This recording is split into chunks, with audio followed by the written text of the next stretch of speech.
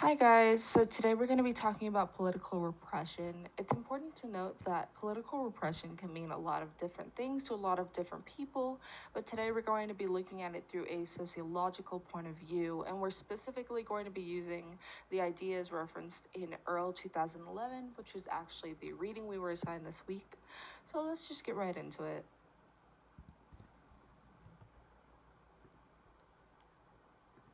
So, what is political repression? So, Earl says it's oppressive actions directed at individuals and groups based on the current or potential participation in non institutional efforts for social, cultural, or political change. Political repression affects the ability to protest. So, for example, the civil rights movement. Examples of political repression would be police abuse of power to stop protests or laws against people of color, specifically black people, being able to protest or do things like vote. Minority groups or groups without many available resources may be silenced or face punishment for speaking out. It can include a lot of different things. Some of the main things it includes, though, are harassment, surveillance, whether that is whether that is overt or covert, bans, arrests, and even torture or mass killings. The important aspect of political repression to remember is that the oppressive force is the government or an equally powerful affiliate, meaning it can be a private party, but they have to have some huge political sway for that to happen. For example, let's say a specific political party. They're affiliated with the government, but not necessarily funded by the government. And it also limits or violates the First Amendment rights to free speech, due process, and it creates vulnerability, meaning anybody who is subject to political repression may feel like they're backed into a corner, may feel like they have very limited options to express their ideas, or they might feel threatened by what will happen if they do protest or they do express these ideas that the so-called higher power does not like. So, what is political? So, according to Earl, there's no real way to measure repression, and we don't measure it from if this is worse or if it's better, who suffers more. It's just not measured like that because there are so many gray areas and so many variables that go into repression. And on top of that, repression can be and usually is seen in multiple layers. For example, if a certain political movement is being repressed, they won't be repressed via only surveillance or only arrest. It's going to be a combination of any power that the organization who's against them can use. Distinctions have been sorted into large general categories for repression. For example, resource depletion, stigmatization, intimidation. And these are all really broad ideas of what repression can do. Earl also sorts them by whether the repressive action is by a state, a private actor, or a hybrid actor, whether the repressive action is coercive or uses more carrot-based channeling, or whether the repressive action is observable or overt or it's unobserved and covert.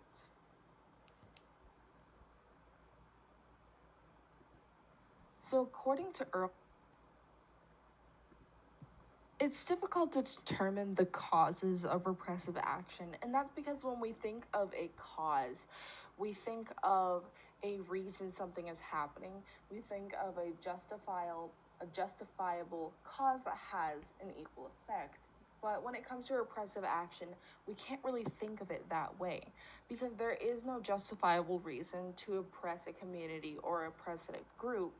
It really boils down to who wants what is serving somebody's interest or a party's interests. And so when we think of causes for political repression, we really have to think of what the politically motivated. For example, let's say somebody wants to become governor or mayor or, any political position, which would grant them a lot of power. And there's a group that is trying to stop them for holding, let's say, homophobic or racist or whatever else views that they don't agree with. Then that person running for office would have the interest to stop this group from ruining their reputation so that they will still be hired on in this position of power. And that might be a motivation for political repression. It might also be monetarily motivated, and that means that if a group stands in the way of a public or private party getting a large sum of money through political power, through other advantages, it stands that they would try to stop this group, and that would lead to political repression. It might be religiously motivated. For example, we have Obergefell, which was 1986, I believe, in which a lot of religious organizations were very against the gay rights movement. And so that was religiously motivated repression. Political repression happens when a group tries to enact change and a more powerful group wants to stop this change through force.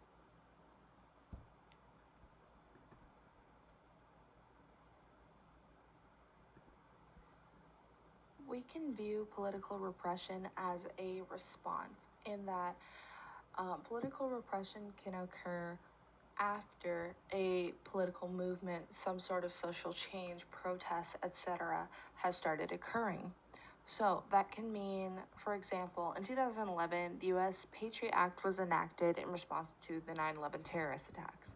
This led to covert domestic surveillance, meaning the government was actually spying on people in the United States. So this is considered a form of political repression. Another idea that goes with political repression as a response is mass incarceration. We've talked about in this class modern Jim Crow laws, in which people of color, especially Black people, have been arrested more often than white people for the same crimes, and for those arrests often given longer incarcerations or treated worse than their white counterparts. We also have police action, which can be anything from simply arguing to abuse, and it's kind of a double-edged sword because police action can be repression, whether it is an action or a lack of action. Meaning, for example, if police tase or abuse protesters at a Black Lives Matter rally, that's political repression. But also, if police refuse to touch, harm, tase, anything of the sort in a mostly white protest, for example, the COVID-19 protests that are happening right now, even though some members who are protesting have guns, are making threats, etc., that is also a form of political repression because the police are actively favoring one race over another.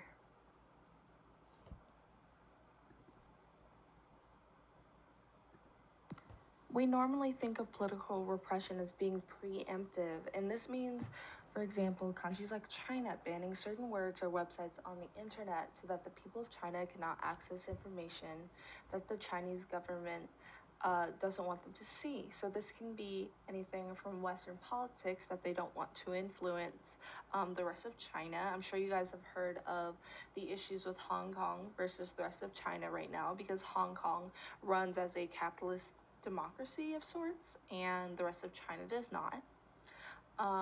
Countries like North Korea, Saudi Arabia also have issues with censoring free speech, and violating free speech is actually something mentioned by Earl. Any form of deterrence, meaning laws banning a certain behavior, such as voting. I mentioned earlier in the slides that homosexuality was a big issue, in which political repression really limited gay rights movements, the right to marry, etc. And voting deterrences like poll taxes, which we see a lot in the civil rights movement. The civil rights movement, the government attempted to stop Black people from being able to vote, from being able to own property, and those are all forms of political repression.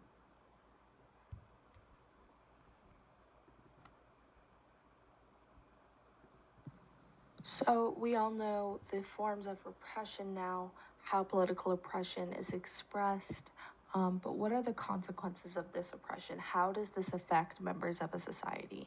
And furthermore, what happens when political repression becomes rampant?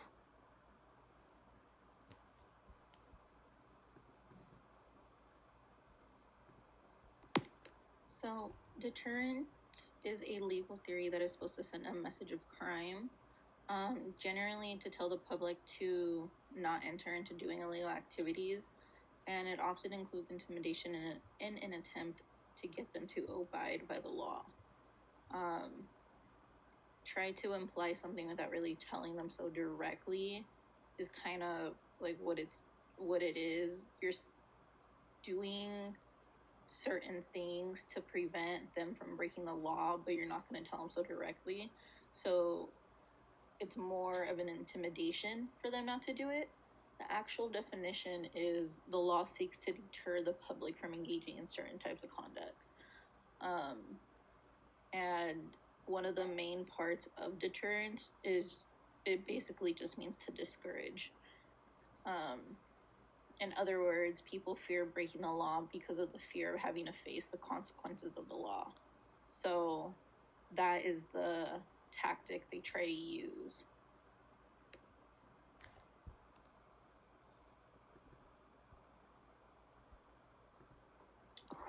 So for escalation, it is pretty much when repression actually produces higher levels of protest or more of a disruptive protest. Often of the cause is that the regression can actually backfire and it can cause more protests than intended. Repression contributes to organizations, and sometimes those organizations can cause radical factions, and often when they cause radical factions, they break off, and then that's when it moves towards terrorism. And it also hardens commitment, and it makes individuals willing to take more radical action. So oftentimes regression can often lead to escalation, as it just doesn't stop at regression.